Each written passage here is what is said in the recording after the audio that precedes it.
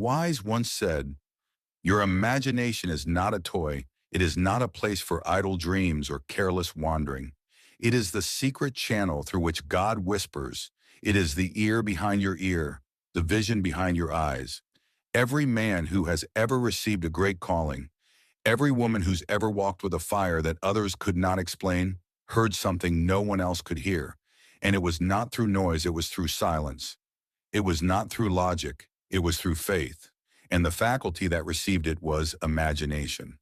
Most people associate imagination with unreality, but they are mistaken. The imagination is not a departure from reality. It is the beginning of it. Everything that is real today was once imagined. Every building you see was first held in someone's inner sight. Every invention, every movement, every revelation. It arrived first as a vision not shared by the five senses. And the same is true for the man who begins to hear God. He hears it first, not in the thunder, not in the fire, not in the earthquake, but in the stillness inside. That stillness speaks. And to perceive it, he must train the only part of himself that can hear what is invisible: imagination. The failure of most spiritual lives is not a failure of faith, it is a failure of faculty. The man who cannot believe has often not trained the right part of his mind to receive. He prays, but he listens only with logic. He asks, but he expects a voice like a man's voice. He pleads, but he shuts the only gate through which God enters: the imagination. For this reason, God appears absent. But it is not that God is absent. It is that the instrument of reception is broken, or worse, never trained. I tell you now, imagination must be cultivated with the discipline of a soldier and the reverence of a priest. It is not a playground. It is a temple. It is not for fantasy. It is for obedience. The man who uses imagination to escape life will be no closer to God, but the man who learns to use imagination to receive truth, to visualize instruction, to hold holy pictures in his mind, he becomes a vessel through which infinite intelligence speaks with clarity. A great tragedy of the modern man is that he mocks imagination unless it is used to produce money. He only values what brings material proof, and so he deafens himself to spiritual insight. But the man of God, the one who is inwardly awake, knows this. The imagination is where all divine instruction begins when you ask for guidance. It will first appear in the form of a picture, a quiet knowing, a flash of direction, and it is in that moment that your training must begin. You must learn to hold the vision God gives you even when your senses contradict it. You must learn to walk toward what you saw in the silence, even when the world calls you foolish. This is the trial of all who hear God. He does not shout, he does not argue, he reveals, and then he watches to see if you honor what he revealed. If you are serious about living under divine instruction, you must begin today to retrain your imagination. Start by purifying it. Cast out the images that darken it. Stop allowing the mind to rehearse fear, to replay injury, to imagine sin, disaster, and defeat every time you do. You invite interference on the frequency of God. You cloud the signal, and when the signal is unclear, the man feels lost, not because God left him, but because he flooded the channel with noise next. You must begin to use your imagination daily as if it were sacred. Sit alone, not to daydream, but to receive. See in your mind the man God is shaping you to be. Hear in your inner ear the voice that calls you to be brave. Visualize the outcome of your obedience, not once but every day, until it begins to burn in your soul. And when it burns, when it becomes more real inside than anything outside, you will have begun the process of training your spiritual ear. I have seen men build fortunes and lose them. I have seen men master techniques and still feel empty. But I have never seen a man who truly trained his imagination to hear God and lived a fruitless life. Because when God is heard, direction becomes simple. You no longer need guarantees. You no longer need applause. You obey because you know, you walk because you've seen, and that inner vision received through imagination becomes the foundation of a life nothing can shake. Do not waste another day letting the world hijack your inner sight. Stop using the most sacred part of your mind to imagine things that weaken you. From this moment forward, let your imagination become the holiest part of you, the place where God speaks, where truth begins, and where the next chapter of your life takes form. Train your imagination, and you will begin to hear what others miss. Not because God speaks more to you than to them, but because you were finally ready to listen. Hearing God is not the challenge holding what he shows you, That is where men fall. They hear in a moment of clarity, then forget in a moment of weakness. They receive a vision, but because they have not trained the mind to guard that vision, it fades. The imagination is not only the gateway, it is also the battleground. And unless you bring your mind under discipline, the noise of fear, doubt, and outside opinion will swallow the whisper of God before it ever has a chance to lead you. Most people do not reject God's voice. They lose it. They receive it with joy, but they let their imagination entertain too many other pictures. They let the mind jump from sacred things to trivial things. One minute they are imagining what obedience looks like. The next minute they are imagining what might go wrong. This is spiritual instability, and the man who lives in it will never walk with power. He will start many things, but he will finish nothing, because the picture never stayed long enough to become real in him. A man who wishes to walk under divine guidance must train his imagination like a warrior trains for battle. It is not enough to see once, you must see again and again until what God showed you becomes more real than your fear, more clear than your past, and more solid than the facts around you. Imagination, when trained properly, builds emotional certainty around a divine picture. And when that certainty sets in, you no longer question whether God is speaking. You begin to question everything that contradicts what he already told you. Look closely at every spiritual failure in your life. You will trace it back not to confusion, but to disobedience and imagination. God gave you a vision of who you were becoming, and you replaced it with a lesser one. He showed you what to do, and you began to imagine the risk, the pain, the cost. Slowly, fear became your dominant image. And because imagination creates inner momentum, your direction shifted even before your feet moved. You must remember this. The imagination magnifies whatever you allow it to repeat. If you let it dwell on loss, it will multiply loss. If you let it dwell on guilt, it will recreate guilt. But if you fill it with the vision of who you are in God's hands, if you nourish it with truth, it will begin to form that reality inside you until it becomes the strongest force in your life. This is why every man of great faith becomes obsessive about what he allows in his imagination. He does not let lies rehearse themselves. He does not permit the mind to wander into darkness and stay there, because he knows that whatever image becomes dominant in him becomes direction in his life. And you must become the same. It is not enough to pray. It is not enough to ask. You must guard the answer once it is given. God will show you something today, and tomorrow the enemy will try to convince you it wasn't real. You'll be tempted to reason it away, to call it emotion, to say it was only you. That is why you must learn the second law of divine imagination. Reinforcement. You must return to the vision God gave you every single day. You must feed it. You must walk around with it in your inner world until it becomes your identity. Some of the most powerful men in history were not smarter than others. They were more loyal to the pictures God gave them, while the world mocked them, while logic turned against them, while the facts looked discouraging. They held the picture. They spoke as if it were already real. They walked as if they had already arrived, and because of that, the power of God responded, not because they earned it, but because they aligned with it. That is what you must begin to do now. Begin every day by calling back into your mind what God has shown you. Sit still, close your eyes, not to escape, but to re-enter the vision. See yourself walking in obedience. See yourself already becoming the person God designed you to be. Picture what life looks like when you fully obeyed. Let it burn, and when it begins to stir your emotions, when it becomes a fire inside your chest. You have done more than imagine. You have received instruction. And let me tell you something that many never understand. Your imagination is where the battle for belief takes place. It is not in your actions. It is not in your words. It is in the pictures you choose to hold. Actions follow pictures. Speech follows emotion. But the picture in your imagination determines both. If you want to change your life, don't start by changing your behavior. Change the image you refuse to let go of. That is where your life is heading, not by accident, not by chance, but by the law of sustained imagination. So train yourself to hold the vision guard. It like treasure, return to it.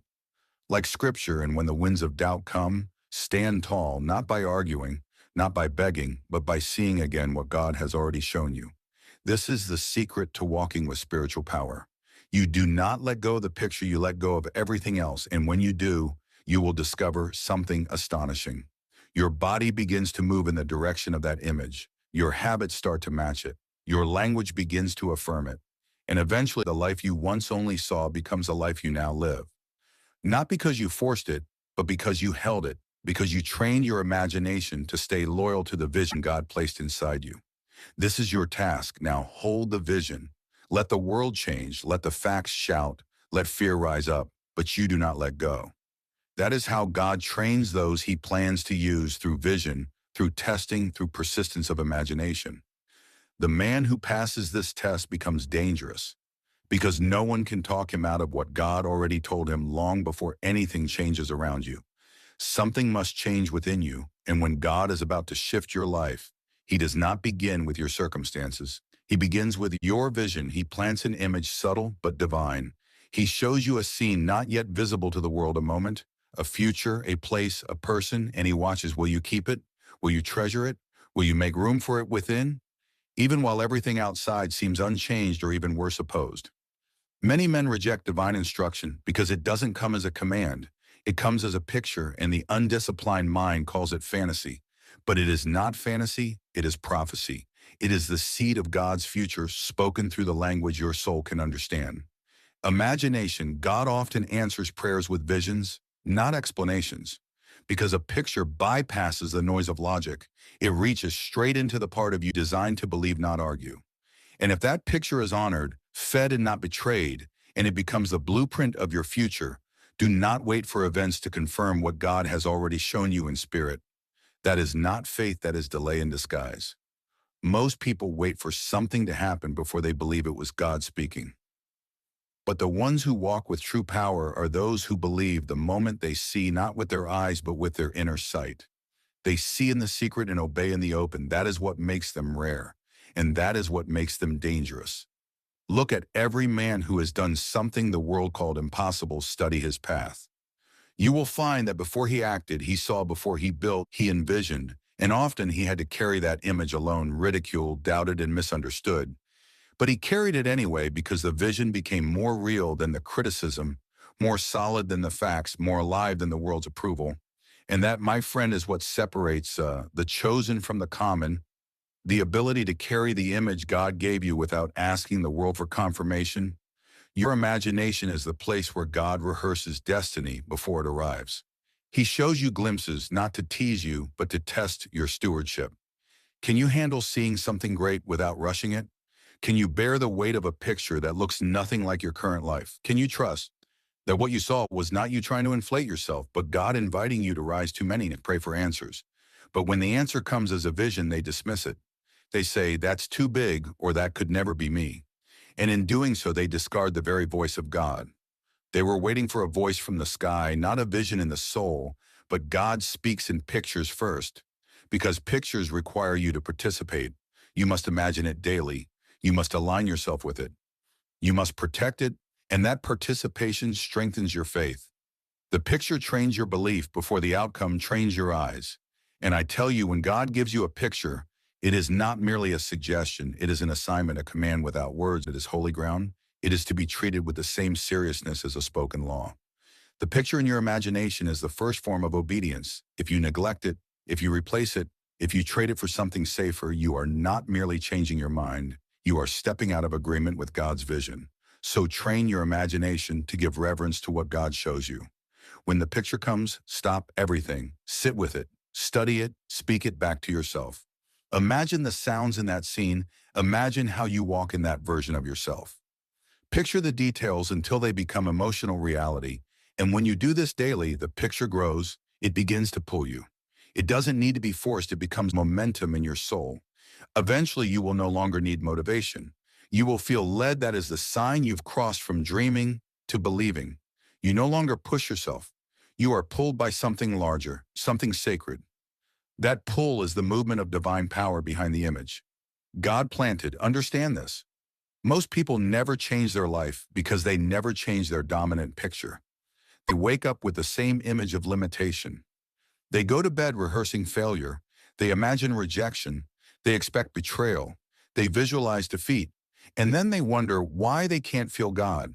But the truth is simple. God cannot occupy an imagination that has already been rented out to fear. If you want to hear God clearly, then evict what no longer belongs in your imagination. Tear down the pictures of who you were. Remove the images of guilt, of loss, of compromise. These are not visions, they are prisons, and you must tear them down to make room for what God is building in you. The moment you do, you will notice something. Peace begins to return. Clarity enters, and in that quiet space, the divine picture begins to reappear. Not because God wasn't speaking, but because now you've finally made space to see. This is your sacred duty. Hold the vision, cherish the picture.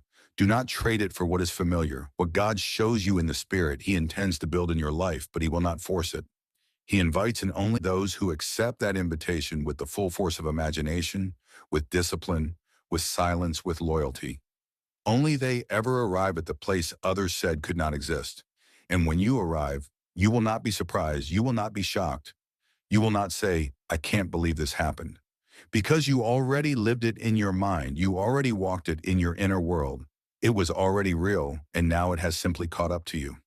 This is how God works, through vision, through image, through inner obedience. Before outer reward, train your imagination to treat His pictures as sacred, and in time, what He shows you will no longer be a hope. It will be a reality. Imagination is never neutral. It is always working either for you or against you. Either it is being trained to serve your purpose under God, or it is being hijacked by fear, past pain, and suggestion. The man who does not discipline his imagination still uses it. But against himself, he imagines what he dreads. He replays what he regrets. He sees a future not guided by faith but by wounds. And that imagination, left unchecked, becomes his saboteur. You must understand this. If you are serious about walking in divine instruction, your imagination is the first battlefield of your destiny every day. You are either reinforcing a vision God gave you or reinforcing an image. The enemy slipped into your mind when you were weak. There's no middle ground. Every picture you allow to stay is building something. Either you're building a future aligned with obedience, or you're building a prison made of memory and fear. The most dangerous images are not the outrageous ones. They are the subtle ones, the ones that say, play it safe. The ones that whisper, don't expect too much. The ones that appear wise but are soaked in doubt. Those are the images that slowly drain the soul. They wrap themselves in caution, but they are dressed in fear, and if you don't confront them, they become your inner law. You were not given imagination to entertain fear. You were not given this gift to replay worst-case scenarios or rehearse rejection. That is not divine use, that is distortion. The mind trained by God must learn to reject the wrong picture the moment it arrives. You don't argue with it. You don't sit with it. You don't try to negotiate. You cast it out. Why? Because the imagination, once emotionally involved, creates momentum. And once momentum is created, belief follows, then behavior, then outcome. Many men blame the world for their failures, but it was their imagination that betrayed them first. They imagined the failure before it happened. They pictured the delay before it arrived. They rehearsed rejection so many times that when it finally came, it felt familiar. That is the danger of a disobedient imagination. It prepares you for the very outcome you prayed to avoid. But the reverse is also true. A trained imagination, one governed by faith, can become your most loyal servant when you fill it daily with what God said about you. When you rehearse the vision of obedience, when you visualize the man you're becoming instead of the one you were, you begin to change at the deepest level. You do not need to force confidence. You do not need to fake boldness. It flows naturally because your inner world is aligned with heaven. This alignment is not theory, it is power, and it shows up in your decisions. The man who sees the future through the lens of divine imagination walks with clarity. He doesn't need to consult the crowd. He doesn't need signs every 5 minutes. He walks forward, not because he sees the road, but because he already saw the destination. And that vision makes him unstoppable.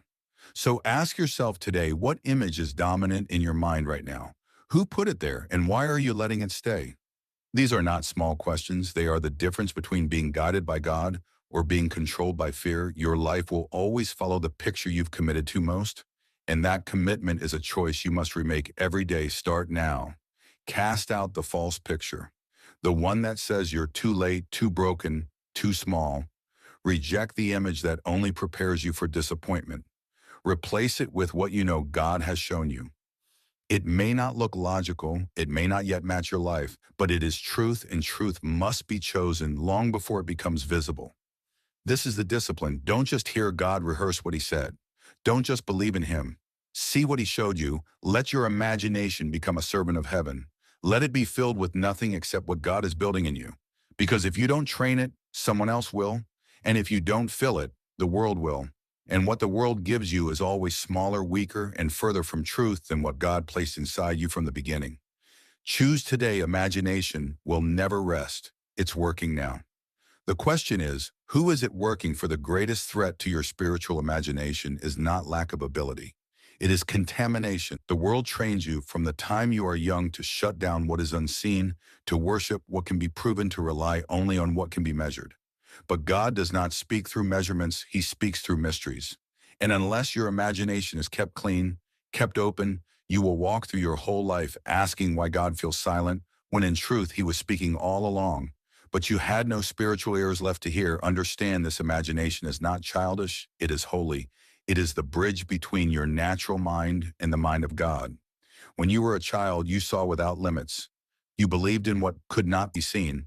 You expected good without needing proof. That was not immaturity. That was purity, but the world rewarded skepticism. It applauded you for ignoring your inner world and trusting only what could be touched, sold, or calculated. And so slowly the imagination was clouded, not destroyed, but fogged over by false belief. And what is the result? A generation that cannot hear God. Not because he is not speaking, but because their inner world is filled with noise, the noise of comparison, the noise of unworthiness, the noise of endless doubt. These things are not accidental, they are strategic, because if the enemy can steal your imagination, he doesn't need to touch your life. You will self-destruct by following the wrong pictures.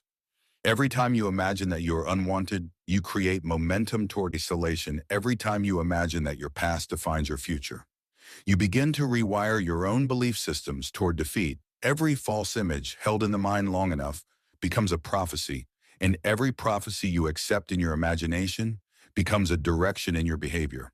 So you must begin the process now, not of escaping the world, but of purifying your imagination from it. You must become ruthless about what you allow to remain in your mind. If the image does not match the man God is forming in you, remove it. If the picture does not strengthen your calling, delete it. Imagination must be fed, yes, but only by truth. Anything else is poison disguised as thought. You cannot allow your imagination to drift. Drift is how blindness sets in. Drift is how the voice of God becomes dull. The man who trains his imagination on divine vision must do it daily, intentionally. He wakes up and fills his mind with who God says he is. He walks throughout the day holding the vision of what God showed him. He rehearses obedience in his mind long before it happens in his life. And because of this, he sees what others don't. He hears what others miss. He acts with clarity while others hesitate. Most people are waiting for life to confirm what God already said, but the man who lives by imagination does not need proof. He needs only reinforcement. Every day he returns to the image God gave him, not because he doubts it, but because he knows the world is designed to wear it down. If you do not guard the image, you will lose it, not because it wasn't real, but because your inner world was too cluttered to hold it. God speaks in flashes, in symbols, in stillness, and he waits to see if you treat what he shows you as holy. Do you write it down? Do you visualize it in prayer? Do you speak it aloud even when no one else believes it? Yet this is how the imagination is retrained: through reverence, through repetition, through ruthless protection. Make this your daily practice before the world tells you who you are. Go inward before your schedule begins. Shut your eyes and picture what God said before your emotions decide your mood. Return to the vision of who you're becoming. Every time you do, you are wiping clean the fog, you are pulling back from the blindness, you are restoring your inner ears to hear the divine whisper again. Never forget, the world cannot stop the voice of God, but it can drown it. And the first place it drowns, it is your imagination. So protect it, guard it like a gate to your soul, clean it daily, fill it intentionally, and most of all, never allow the world's images to replace God's voice. Because once they do, you will still move, but you will move in the wrong direction, and you'll call it survival. When in truth, you're living beneath your spiritual assignment. The moment you clean the lens, God becomes clear. The moment you still the noise, his instruction returns. And when your imagination is healed, when it is finally ruled by truth and not suggestion, you will begin to walk like a man led by fire. Not facts. That is the mark of a spiritually mature man. His inner world no longer reflects the world around him. It reflects the world God showed him. Train your imagination until that becomes your truth, because that is the only truth that leads to